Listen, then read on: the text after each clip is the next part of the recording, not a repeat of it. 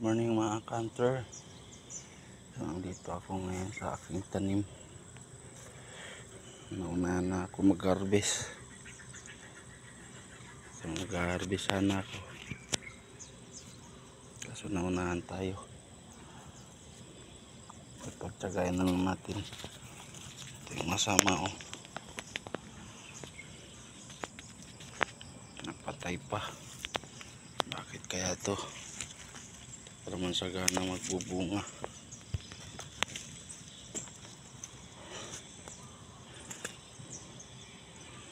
Lagi ako nauunahan dito mga kanter. Buti na lang yung bandoon. Puro damuhan.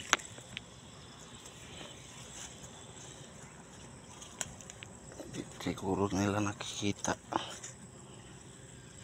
Doon nakarami. Dito. Ilan na lang. Ma-harvest natin.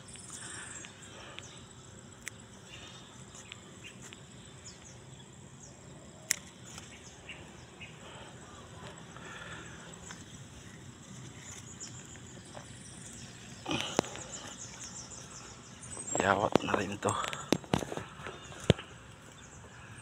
Bibili ito sa palengke. Ang mahal na. Kano ngayon? Sitaw. Dito tatanim lang tayo. Matik na.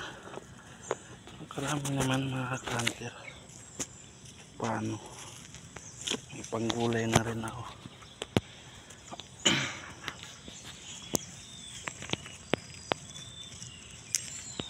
Karami ako doon sa baba na yun. Hindi siguro nila nakikita yun doon. Ito yung snail o nakakaubos ng dahon dito. Ang dami yan dito. Yan kumakain ng dahon pati bunga ng sitaw natin.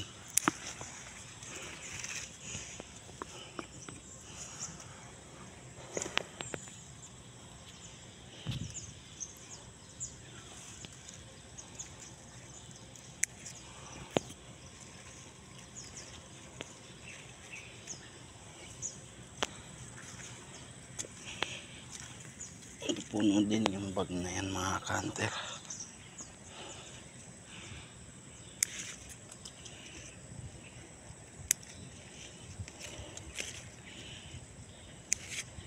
Tingnan nyo, dati ako lang mag-isa dito tatanim. Ngayon dami ko ng katulong nag-harvest dito. Hindi ko na maabutan yung mga malalaki talaga eh. Unahan ako. Ayos lang. Ang importante nakabigay tayo no. Tingnan nyo. Yan yung umuubos dito sa tanim ko. Lalo na pag maliit pa yung tanim ninyo. Kakainin nyo talaga yan. So yan na yanan nila sa kanila. Yan na yan. Maliit pa eh.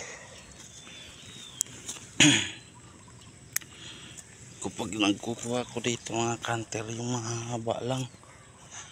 Sayang kasi lalaki pa. Ang bilis lang kasi ng sitaw. 4 days, 3 days. Tulad yan no. Ilang araw lang yan.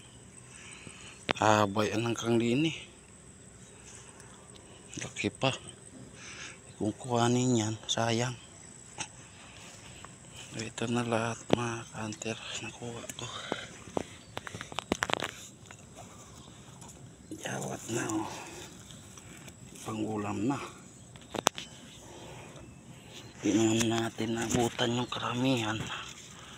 At least mayroon na rin. Mga iulam. Gigisahin lang to mga kanter. Alam na. Talo-talo na dito. Isang kaldero na naman oh. Puno.